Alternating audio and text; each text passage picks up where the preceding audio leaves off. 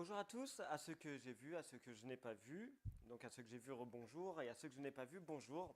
Merci Mike pour la présidence, merci aux musiciens, c'est chouette d'être ensemble, c'est chouette d'être nombreux, c'est chouette de manquer aussi de gobelets pour la scène. Voilà, en tout cas, c'est une joie d'être avec vous ce matin, et on continue notre série pardon, de prédications sur les dons spirituels, sur la manière qu'a le Saint-Esprit d'équiper l'Église en vue de l'édification commune, en vue du bien commun et en vue de la propagation du nom de Jésus sur la terre. Que le Seigneur soit béni et honoré dans cette assemblée. Et aujourd'hui, eh bien, je vous propose de parler d'un don qui m'est cher, que j'ai à cœur. Vous allez comprendre pourquoi. Euh, Si vous êtes dans un groupe de maison, vous avez normalement fait le test hein, pour connaître un peu les dons spirituels.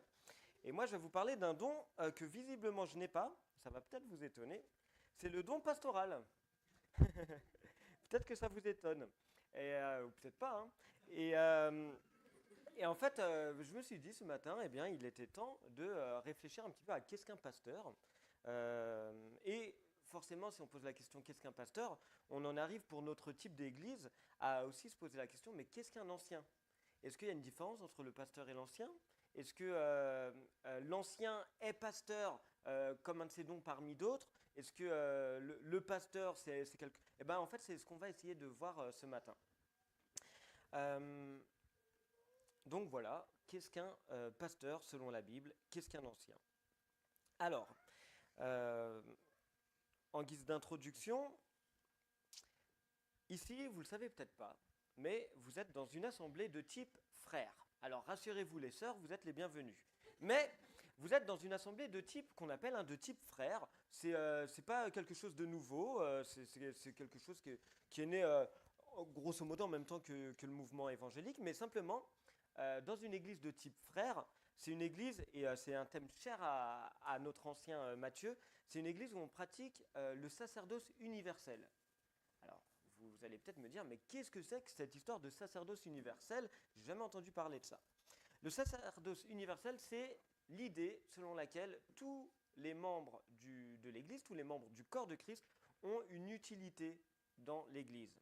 Et il y a une prêtrise qui est partagée de manière universelle par les membres. Autrement dit, il n'y a pas de distinction entre ce qui relèverait du clergé et ce qui relèverait du séculier. En réalité, on est tous à la fois membres du clergé, et je suis content de vous le dire si vous ne le savez pas, on est tous à la fois membres du clergé, c'est-à-dire des prêtres pour le Seigneur, des prêtres au sens, hein, ça faudra encore définir, et on est dans le monde séculier, c'est-à-dire que Dieu nous envoie parmi nos contemporains pour parler de lui et de sa part. Voilà ce qu'est grosso modo une église de type frère. Et dans tout ça, eh bien, dans les églises de type frère, il peut y avoir un ou des pasteurs. Vous l'aurez bien compris, hein, ces personnes, les pasteurs ne sont pas des figures d'autorité absolue ou exclusive, mais sont en fait simplement des anciens parmi les anciens. Et même, si on va un peu plus loin, hein, dans notre union d'église, on appelle ceux qui sont dans le ministère à plein temps ou à mi-temps, un peu comme moi. Dans notre famille d'église, parfois on les appelle pasteurs, mais parfois on les appelle aussi simplement, parce qu'on a parfois aussi peut-être peur des abus de ce terme de pasteur, serviteurs à temps plein ou au service du troupeau. Alors je vous propose de lire quelques passages de la Bible qui parlent du pastorat et qui parlent aussi de la qualification d'ancien. Et pour le moment, je vais distinguer les deux, mais à travers ces textes bibliques, je vais essayer non seulement de lier les deux, mais aussi de montrer que dans cette église du CEP, vous avez le droit de dire que je suis votre pasteur, mais vous avez aussi le droit de dire que Mathieu, que Bob et que, à partir du 30 mars, Cédric sont aussi vos pasteurs, au sens où ils sont vos bergers. Et que finalement, ce qui distingue Axel de Bob, de Mathieu ou des Cédric, c'est pas une qualification particulière qu'ils auraient en plus. Alors je parle de moi à la troisième, je vais revenir sur, sur mes pattes. C'est pas une qualification particulière que j'aurais en plus, pas du tout. Non, c'est la seule différence que j'ai avec Mathieu, Bob et Cédric, c'est que l'Église me paye pour que je consacre une partie de mon temps au service de l'Église. Donc, je dispose de plus de temps, mais c'est globalement tout, quoi. Ce qu'il y a de différence, si ce n'est peut-être les pauvres, quand l'Union d'Église organise une semaine avec une piscine, etc., bah, je suis invité, pas eux. Voilà. Voilà. Alors, le premier texte que je vous propose d'étudier, vous le connaissez, on l'a lu en tout cas dans les groupes de maison, c'est Éphésiens chapitre 4. La première partie, et on s'intéressera principalement aux versets 11 et 12. Mais je tiens à commencer par le premier verset. Éphésiens chapitre 4, dans la seconde 21, il y a eu un sous-titre qui n'est pas, on va dire, inspiré, mais l'unité de l'esprit. Il propose cette appellation. Et voici ce que dit Paul. Je vous encourage donc, moi, le prisonnier dans le Seigneur, à vous conduire d'une manière digne de l'appel que vous avez reçu. Là, c'est déjà intéressant. Paul nous invite à marcher en Église de manière digne. Il poursuit. En toute humilité et douceur, avec patience, supportez-vous les uns les autres dans l'amour. Efforcez-vous de conserver l'unité de l'esprit par le lien de la paix. Il y a un seul corps et un seul esprit, de même que vous avez été appelés à une seule espérance par votre vocation. Il y a un seul Seigneur, une seule foi, un seul baptême, un seul Dieu et Père de tous. Il est au-dessus de tout, tous, agit à travers tous et habite en nous tous. Alors d'emblée, l'accent que met Paul, c'est un accent d'unité. L'idée chez Paul, ici, et on verra que ça se concrétise encore, l'idée chez Paul ici, c'est que nous avons la même valeur devant Dieu et nous sommes tous unis par ce même esprit qui habite en chacun d'entre nous. Paul poursuit, verset 7. Cependant, là, mes élèves ils diraient, au verset 7, il y a un adversatif. Oui, c'est un adversatif. Cependant, à chacun de nous, la grâce a été donnée à la mesure du don de Christ.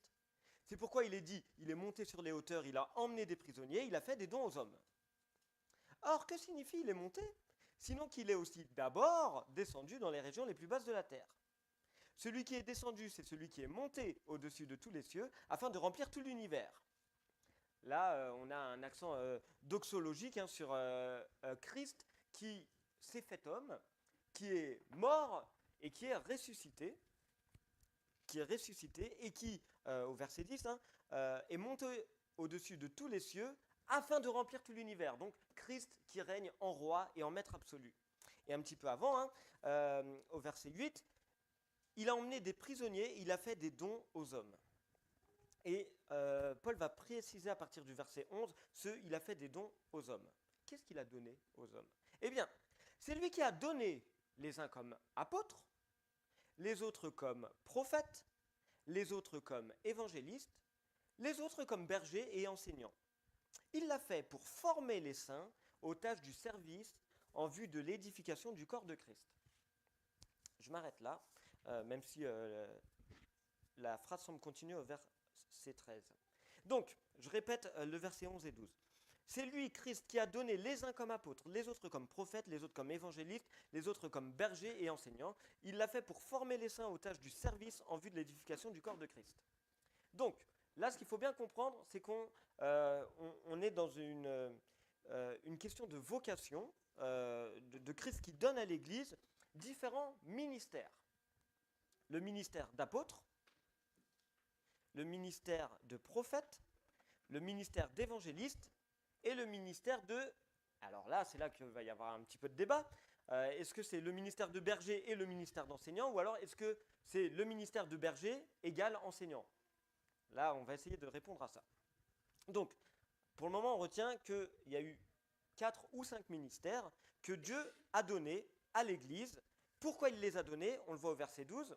Il l'a fait, dit Paul, pour former les saints. Alors, vous savez, c'est qui les saints? Ben, c'est l'Église, c'est nous, c'est toute l'Église, pour former les saints aux tâches du service en vue de l'édification du corps de Christ. Là, normalement, vous faites les groupes de maison depuis un certain temps, vous avez très bien compris de quoi il parle.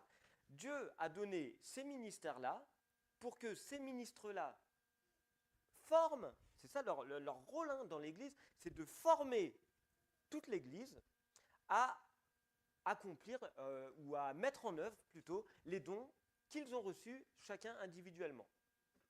C'est pas technique, hein, c'est très clair en fait. Donc il y a des ministères, il y a des ministères clés, et le but de ces ministères clés, c'est que ceux qui n'ont pas ces ministères clés soient quand même utiles dans l'œuvre du Christ. Et ils le seront de toute manière, puisqu'ils sont équipés des dons de l'Esprit. Alors, si on reprend, les uns comme apôtres, les autres comme prophètes, les autres comme évangélistes, et les autres comme bergers et enseignants. Là, ce qui m'intéresse moi aujourd'hui, c'est bergers et enseignants.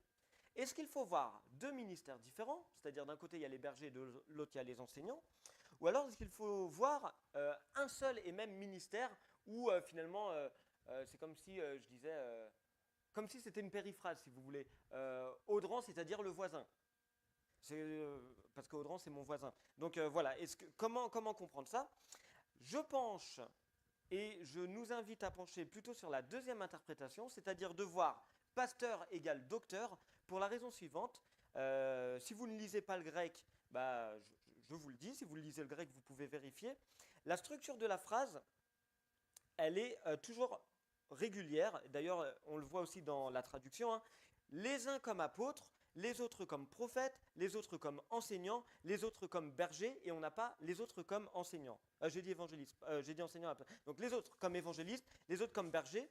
Et en fait, je pense que s'il avait voulu encore dire un autre ministère, il aurait continué hein, sur son anaphore, les autres comme enseignants. Sauf qu'il ne fait pas ça, il dit juste les autres, et la traduction elle est très bien, les autres comme bergers et enseignants. Et en grec, un peu comme en français, hein, parfois et, ça ne veut pas dire et plus, et en plus, et je rajoute, mais parfois et en grec, ça veut simplement dire c'est-à-dire. Ok ? Et comme si hein, je disais Audran et le voisin, ça voudrait dire Audran, c'est-à-dire le voisin. D'accord ? Donc, à cause de la grammaire, de la structure syntaxique, je nous invite à comprendre que le berger, c'est-à-dire le pasteur, est un enseignant. Ok ? Je retourne dans mes notes.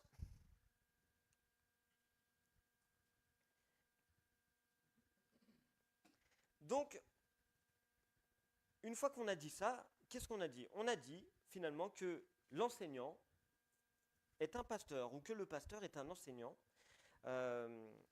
qui peut, mais en fait le texte ne nous le dit pas, hein, qui peut être à plein temps, mais qui peut ne pas être à plein temps, et qui reste un frère parmi les frères dont le rôle, dont le but, comme les autres ministères, sur lesquels je ne reviens pas parce que Matthieu il nous a présenté le ministère de prophète, parce que je pense que, enfin voilà, je ne veux pas aller dans les prédications que peut-être les frères vont faire, et je vous invite à réfléchir à ça par vous-même. Moi, ce qui m'intéresse, c'est donc pasteur-docteur. Et donc, c'est un frère parmi les frères qui ne domine pas l'assemblée, mais qui travaille finalement en collégialité avec les personnes qui ont ces autres ministères. Et, même si on va plus loin, hein, qui travaillent en collégialité avec toute l'assemblée. Alors, premièrement donc, le pasteur selon la Bible, c'est un serviteur donné à l'Église en vue de l'édification commune et du bien commun. Et le but, c'est ça le rôle, hein, c'est que chacun, c'est en gros, hein, le but du pasteur, c'est pas de faire la prédication, ce que je fais, et ensuite à tous bonne journée. C'est vraiment que, c'est le rôle des anciens, que vous exerciez, si vous n'êtes pas ancien, entre autres, les dons que Dieu vous a donnés. On poursuit et on va regarder maintenant 1 Pierre chapitre 5, versets 2 et 3.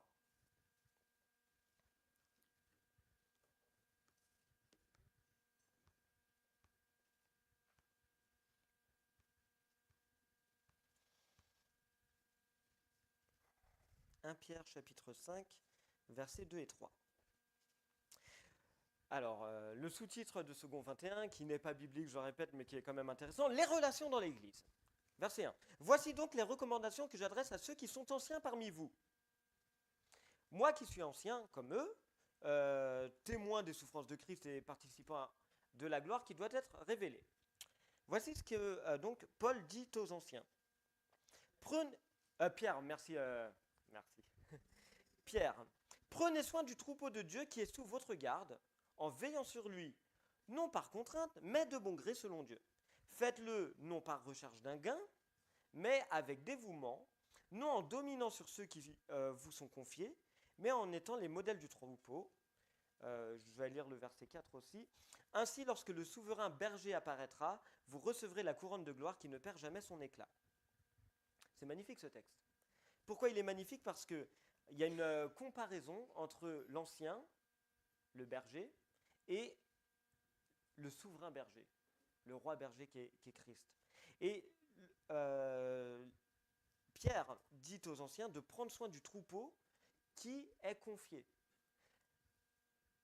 Alors, je l'ai déjà dit lors de ma présidence la semaine dernière, vous vous rappelez, hein, l'Église n'est pas une démocratie. Même si nous sommes tous invités à donner notre point de vue lors des assemblées générales, lors des réunions vision, l'Église n'est pas une démocratie, puisqu'elle a un roi, et ce roi c'est Christ. Et Christ, c'est lui qui coordonne, c'est lui qui ordonne, c'est lui qui dirige. Et nous les anciens, donc avec Mathieu, avec Bob, avec Cédric, on a conscience que Dieu nous a confié le cep. Ça ne veut pas dire, attention, ce n'est pas l'église de Bob, ce n'est pas l'église de Cédric, de Mathieu ou de Axel. C'est l'église du Christ, parce que c'est lui le roi. Mais nous en avons conscience, et l'église doit en avoir conscience également. Le troupeau, l'église du cep, est confiée par Dieu aux anciens.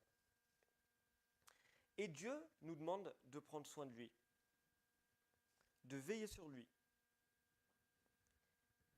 de ne pas dominer, hein, verset 3, sur le troupeau, mais, très intéressant, mais en étant des modèles. Un ancien doit être un modèle. Ça fait partie de ses qualifications requises. Il doit être exemplaire.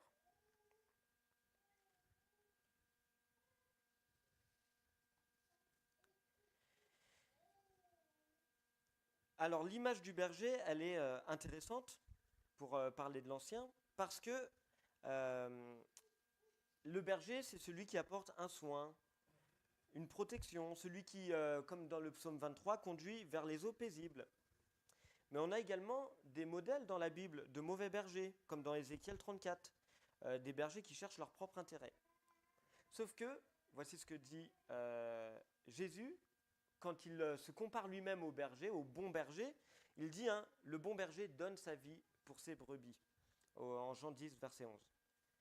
Alors, le fait d'utiliser l'image du berger pour parler des anciens, avec Jésus qui dit, le bon berger, c'est celui qui donne sa vie pour ses brebis, ben, ça met une vraie pression, et les anciens doivent en avoir conscience. Comment devenir ancien? Comment devenir berger? Je nous propose de lire un texte très connu dans 1 Timothée chapitre 3. Et là, Cédric, pression sur toi, parce que c'est sur la base de ça que les membres de l'Église vont dire oui ou non. Hein. Alors, à la lecture de 1 Timothée 3, à vous de voir si Cédric correspond à la description. En tout cas, nous, les anciens, on pense que oui. Et c'est pour ça qu'on le soumet à vos votes, parce qu'on pense que Cédric a les qualifications requises pour être ancien. Alors, 1 Timothée chapitre 3. Cette parole est certaine, dit Paul. Si quelqu'un aspire à la charge de responsable, c'est une belle tâche qu'il désire. Je fais un premier arrêt sur ce verset. Parce que moi, j'ai déjà entendu des personnes, ça m'a un petit peu frappé, mais j'ai entendu des personnes me dire, elles n'étaient pas forcément dans notre union d'église, hein, et donc elles avaient aussi une conception différente du ministère pastoral, mais elles m'ont dit, un peu droit dans les yeux, moi j'avais vraiment pas envie d'être pasteur, c'est le Seigneur qui m'a appelé et qui m'a un peu forcé la main, quelque part c'est un peu ça. Alors, bon, comment dire ça. Je trouve que c'est un discours un peu facile, si vous me permettez. Ça m'est tombé dessus. Dieu, il tombe pas sur nous. Et Dieu, il fait avec notre volonté. Et là, le verset 1, il est vraiment intéressant parce que si quelqu'un aspire à la charge de responsable, si quelqu'un aspire, c'est-à-dire qu'il n'y a pas de mal à aspirer à être ancien. Et en fait, Dieu, il fait aussi avec nos convictions, notre volonté. Et donc, dans la Bible, je ne crois pas voir que les responsables, en fait, on les prend de force et on dit, allez, non, Dieu t'appelle, je te dis. Non, non, non, je pense que Dieu, il fait aussi avec nos volontés, notre personnalité. Et en fait, les anciens, Mathieu, Bob, moi-même, Cédric, quelque part, on a aspiré à cette tâche. Dieu l'a suscité en nous. Et avec notre propre volonté, on a aspiré à cette tâche. Je continue au verset 2. Il faut donc que le responsable, Cédric, Mathieu, Bob, Axel, soit irréprochable, fidèle à sa femme. Cédric, c'est bon? Je rigole. Hein. Sobre, réfléchi, réglé dans sa conduite, hospitalier et capable d'enseigner. Alors le « et », c'est moi qui rajoute, pardon. Mais capable d'enseigner. Vous vous rappelez ce qu'on avait vu dans Éphésiens 4 ? Le pasteur, c'est-à-dire le docteur. Un docteur, ah oui, j'ai peut-être oublié de commencer par le commencement. Docteur, c'est pas au sens celui qui soigne, ou si, c'est celui qui soigne par la parole. Docteur, hein, c'est celui qui connaît. J'allais dire l'intello de service. C'est un peu exagéré. Mais docteur, c'est celui qui connaît, c'est celui qui a le dogme. Hein. Tout ça, c'est les mêmes racines. Et c'est celui qui transmet la connaissance. Donc, l'ancien doit être capable d'enseigner. Et si je ne m'abuse, hein, à part dans les groupes de maison où peut-être vous avez déjà entendu enseigner Cédric, vous ne l'avez pas encore entendu. Et première prédication de Cédric, je crois, je t'ai vu en avril, je crois, ou mai. J'ai reçu le planning ce matin, jeune homme. Et je crois bien que... Ah, c'est peut-être pas avril. Ouais, t'as raison, c'est trop tôt. Je pense que c'est mai ou juin. Tu regarderas ton planning envoyé ce matin par Mathieu. Paul continue. Il ne doit pas être buveur. Il ne doit pas être violent. Il ne doit pas être attiré par le gain. Mais au contraire, il doit être doux, pacifique, désintéressé. Il faut qu'il dirige bien sa propre maison, qu'il tienne ses enfants dans la soumission et un entier respect. En effet, si quelqu'un ne sait pas diriger sa propre maison, comment prendra-t-il soin de l'Église de Dieu ? Il ne doit pas non plus être un nouveau converti, de peur qu'aveuglé par l'orgueil, il ne tombe sous le même jugement que le diable. Il faut enfin qu'il reçoive un bon témoignage de la part des gens de l'extérieur, afin de ne pas tomber dans le discrédit et dans les pièges du diable. Alors, voici le programme pour Paul. Paul définit un ancien par ce qu'il doit et ce qu'il ne doit pas. Alors, ce qu'il doit, on l'a bien lu, hein, il doit être irréprochable. Paul, il met la barre très haut.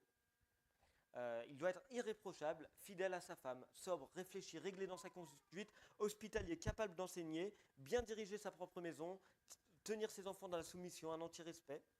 Et il ne doit pas être ni buveur, ni violent, ni attiré par le gain. Il doit être doux, pacifique, désintéressé. Il ne doit pas être un nouveau converti. Et il doit recevoir un bon témoignage de la part des pas chrétiens, des gens de l'extérieur, des gens qui ne sont pas membres de l'église du CEP. Donc tout un programme très exigeant de la part de Paul. Ce qu'on peut retenir quand même sur ces quelques versets, c'est Paul décrit les caractéristiques de l'ancien, son comportement à la fois en termes de qualité morale et son comportement en termes de qualité relationnelle. En qualité morale, il doit être irréprochable, sobre, prudent, hospitalier, capable d'enseigner. En qualité relationnelle, il doit ne pas être violent, ne pas être querelleur, il doit être doux, bon et bon gestionnaire de sa maison. Il doit enfin avoir une vie conforme à l'enseignement de Christ. Et donc, dans un modèle de type frère, comme notre assemblée, l'ancien doit être un modèle d'humilité, de service, sans chercher à s'imposer comme un chef. Et nous pensons, c'est pour ça que la prédication tombe bien, puisque nous avons bientôt notre assemblée générale, où vous aurez l'occasion de vous exprimer sur la proposition de Cédric comme ancien. Nous pensons que Cédric a ces qualités-là, à la fois ses qualités morales, ses qualités relationnelles. Et nous pensons aussi que parmi le collège d'anciens, avec Bob et Mathieu, nous avons en commun. Ça ne veut pas dire que si vous n'êtes pas ancien, vous avez passé. Attention, hein, je n'ai pas dit ça. Mais ça fait partie des critères pour être ancien. Je reviens sur le verset 1. Si quelqu'un aspire à la charge d'ancien, d'évêque, hein, c'est une bonne chose. Quand Dieu dit c'est une bonne chose, ça fait écho un petit peu à Genèse. Hein. Alors là, c'est Paul qui le dit, mais c'est une bonne chose, moi ça m'interpelle tout le temps. L'appel pastoral vient de Dieu, mais elle n'est pas incohérente avec l'ambition personnelle.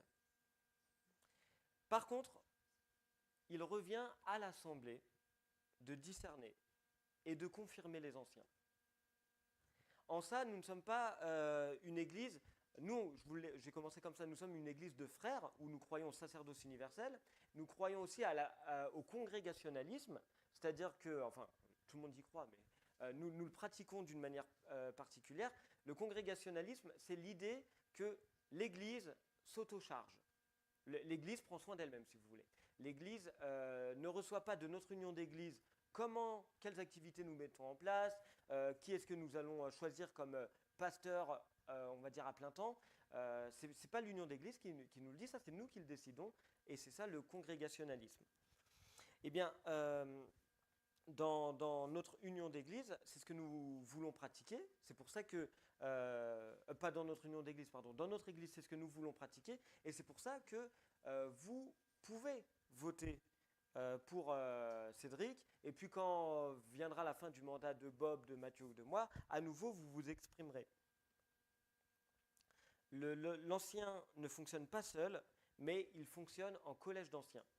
Et là, ça vous ne pouvez pas le savoir, mais j'aimerais simplement vous apporter un petit témoignage de ce qu'on vit, nous, tous les lundis soirs, lors de nos échanges avec les anciens. Parce qu'on est conscient que vous priez pour nous, et on vous en remercie.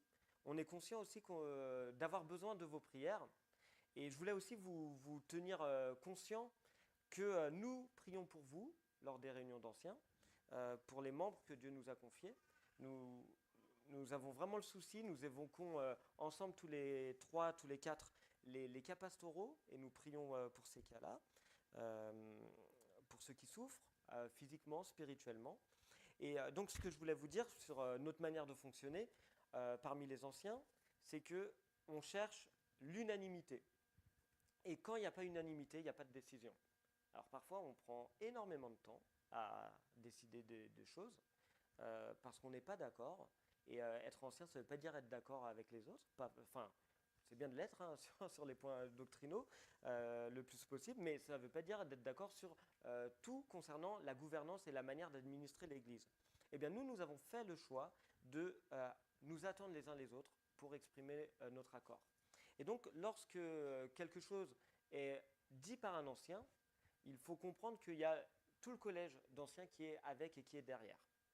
Alors, quelque chose qui est dit, non pas forcément dans le cadre de la prédication, où on maintient quand même les différences, etc., mais quelque chose qui est dit par rapport à la gouvernance de l'Assemblée, eh bien c'est tous les anciens qui font bloc avec cet ancien-là. Il y a une vraie... le mot ne me vient pas. Pardon ?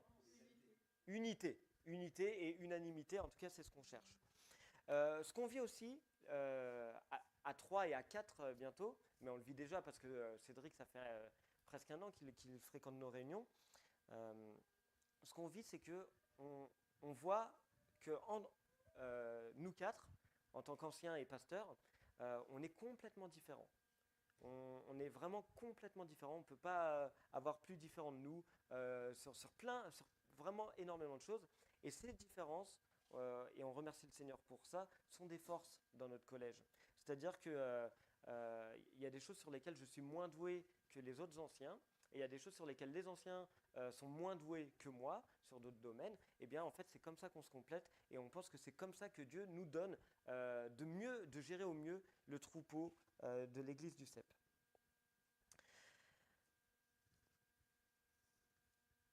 Peut-être que vous avez l'impression, enfin, je sais que certains dans l'assemblée aiment bien dire de moi que je suis leur pasteur, parce que je suis un peu plus visible peut-être, parce que je suis aussi un peu plus, c'est mon travail quelque part, je reçois de l'argent de la part de l'Église pour ne pas avoir à travailler à plein temps à côté. Donc je suis le représentant de l'Église. Quand je vais par exemple dans les instances de l'EPEM, du GOM, les instances municipales, c'est moi qui représente l'Église, et par abus de langage, hein, les personnes m'appellent le pasteur de l'Église du CEP. Mais j'aimerais que nous, dans notre assemblée, nous comprenions bien qu'il y a des pasteurs à l'Église du CEP.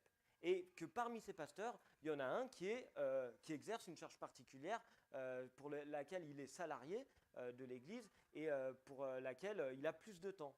Mais pas une voix supérieure, pas une voix particulière, puisque quand Axel parle, c'est les anciens qui parlent. Et quand Bob parle, c'est les anciens qui parlent. Et ma voix, vous le verrez hein, si vous aviez l'occasion de venir au conseil d'église, quand on me dit non, je ne suis pas d'accord avec toi, eh bien non, on n'est pas d'accord avec moi. Et c'est comme ça. Et c'est très bien. Ça me protège, ça protège l'assemblée, ça protège le conseil d'anciens. Alors, quelques applications pratiques pour nous, Église du CEP. La première application pratique, ce que j'aimerais vraiment qu'on réalise, hein, c'est que les anciens, dont je fais partie, ont besoin de soutien. C'est dur, c'est pas facile. Alors, je ne dis pas que vous êtes une église, que nous sommes une église difficile. Loin de moi cette idée. Mais être ancien, c'est dur. Pour plusieurs raisons, parce que y a un impact très fort sur la vie de famille, sur notre propre vie spirituelle, sur le ministère et sur le temps de la charge pastorale. Moi, j'ai du temps pour ça puisque je suis salarié. Ce n'est pas le cas des autres anciens. Et les autres anciens, une fois dans un échange avec les anciens, parfois peut-être un peu vif aussi, on a pu entendre moi aussi je fais ça et je le fais bénévolement. Mais c'est vrai. Donc les anciens ont besoin de vos prières parce que c'est un temps énorme, vraiment je vous le dis, hein, énorme qu'ils vous consacrent et bénévolement. Leurs familles aussi ont besoin de vos prières parce qu'un ancien, c'est aussi une personne qui est parfois pas là. Tous les lundis soirs, la famille n'a pas son ancien avec elle. Quand ce n'est pas, en plus de ça, les réunions diverses de l'Église, le temps de préparer des choses, de mettre en place des choses. Toujours dans le cadre, dans l'application de soutenir les anciens, j'aimerais nous encourager. C'est facile, en fait, et en fait, on est français, nous, on se plaint, etc. Mais les anciens, ils ont aussi besoin d'être encouragés et non pas critiqués inutilement. Ça ne veut pas dire, je ne dis pas qu'il faut se voiler la face et de dire que ce qu'ont fait les anciens, c'est toujours parfait et magnifique, mais l'Église doit aussi apprendre, et nous, hein, nous-mêmes d'ailleurs, en tant qu'anciens, on doit apprendre la reconnaissance pour ce ministère particulier. On peut remercier Dieu parce qu'il donne à l'église du CEP des personnes dont la responsabilité c'est de prendre soin de nous et de nous aider à servir le Seigneur. Donc voilà, les anciens ont aussi besoin d'être encouragés plutôt qu'être critiqués inutilement. Et quand je parle de critique inutile, donc je ne parle pas de critique tout court, mais parfois, j'ai pu entendre des choses, et sur un ancien et sur l'autre, et je pense que c'est pareil, hein, d'autres anciens ont dû entendre des choses sur moi. Vraiment, c'est pas pertinent en termes de critique. Parfois, c'est très... voilà. Ensuite, vous pouvez prier pour que les anciens continuent à travailler en unité pour le bien du corps de Christ. 1 Thessaloniciens chapitre 5 versets 12 et 13 nous dit la chose suivante. Nous vous demandons, frères, Paul s'adresse à toute l'Église, frères, nous vous demandons d'avoir de la considération pour ceux qui travaillent parmi vous, pour ceux qui vous dirigent dans le Seigneur et ceux qui vous avertissent. Ayez pour eux beaucoup d'affection à cause de leur travail. Je le dis pas parce que je suis ancien, mais je le dis parce que j'aimerais que notre Église soit biblique et comprenne aussi l'importance et le besoin, la vulnérabilité qu'il y a dans ce ministère où on a besoin d'une Église qui soutienne. Parce que nous-mêmes, en tant qu'anciens, nous avons envie de soutenir les dons que Dieu vous a donnés.